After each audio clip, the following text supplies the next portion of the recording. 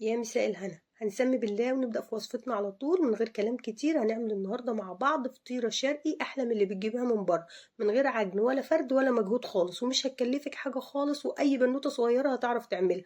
هنسمي بالله ونبدأ في وصفتنا على طول. الحشوة هنا على هواكي زي ما انت تحبي. أنا عاملة فراخ وعاملة واحدة سجق.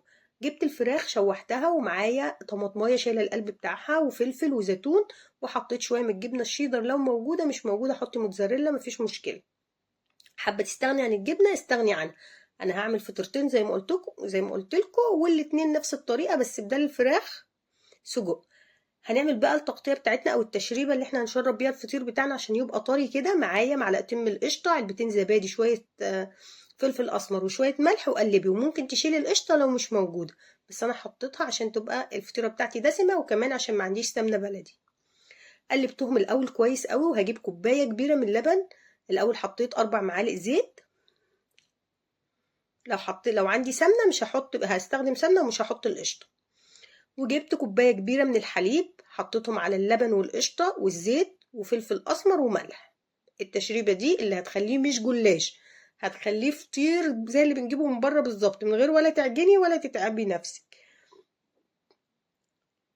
هجيب صينيه، هدهنها طبعا اي ماده دهنيه عندك، وهجيب الجلاش بتاعي، واتاكد انه يكون، يا ريت يكون طري، يعني ما يكونش عندي في الفريزر مهلوك يعني. بعد كده هبتدي ابطن الصينيه بتاعتي بالجلاش، اخلي نص الورقه جوه الصينيه ونصها بره الصينيه، وبالتشريبه كده اللي احنا عاملينها. وهبتدي ادهن واسقي الفطير بتاعي كويس، او ورقات الجلاش بتاعتي كويس. زي ما انتوا شايفين كده، بين كل ورقتين بعمل ايه دهنه كده. كده هفضل اعمل نفس الطريقه كده لما اخلص لفه الجلاش بتاعتي، او على حسب حجم الصينيه بتاعتك. يعني ممكن صينيه لو كبيره قوي تاخد لفه ونص، لفتين. لو صينيه صغيره ما تاخدش اللفه كلها. كل واحد على حسب الصينيه بتاعته قد ايه. بعد كده هجيب الحشوه بتاعتي دي بقى، عملتها بالسجق. انا وريتكم وانا بعمل الفراخ، بس صورت لكم وانا بحشي السجق. سجق وزيتون وفلفل وطماطم شايله القلب بتاعها، وضروري تشيلوا القلب.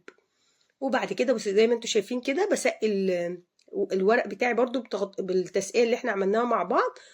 وقفلي بقى كده، وبين كل ورقتين برضو هدي دهنة بس خفيفة بقى، يعني ما تحطوش كتير، دهنة خفيفة كده.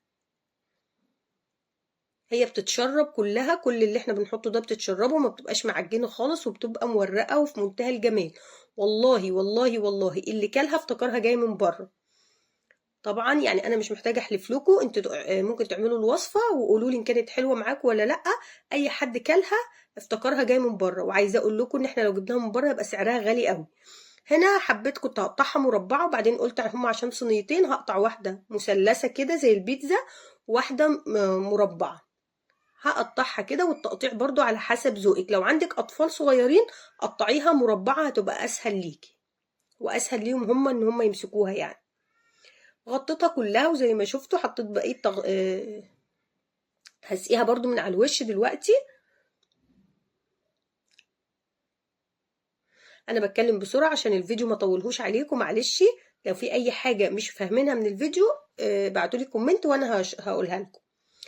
دي الصينية التانية هقطعها بقى مربعة، حتت صغيرة كده. وفي الوقت ده بقى بنكون مولعين الفرن على اعلى درجة حرارة عشان ما تنشفش مننا وتطلع مورقة، ضروري على اعلى درجة حرارة. وبنحطها، بننزل الشبكة لقبل يعني اخر عين في الشبكه، وبنحطها على اعلى درجه حراره. وبعد قبل ما بتطلع ب5 دقايق بنولع لها الشوايه، وبتطلع معاكم احلى فطيره شرقي ممكن تجيبوها. بتكلفنا حاجه بسيطه جدا، بفطيرتين عملت تمن نص فطيره لو جبتها من بره. عايزه اقول لكم انها مقرمشه وهشه قوي من بره، وطريه جدا وحلوه قوي من جوه. اتمنى تجربوها. ولو اول مره تشوفيني ما تنسيش تشتركي في قناتي، واتفرجي على الفيديوهات القديمه، فيها حاجات كتير هتعجبك، وربنا يحسن ما بين ايديكم. ودول كانوا الفطرتين، لو جبناهم من بره هنجيبهم بسعر خرافي. واتمنى اكون ضيفه خفيفه عليكم واستفدتوا اي حاجه من الفيديو بتاعي. وعايزه اقول لكم طعمها تحفه، جميل جدا جدا جدا، وبالف هنا وشفا لكل اللي كل منها وكل اللي يعملها وياكل منها. بصوا طريه وحلوه قوي ازاي. بسم الله ما شاء الله.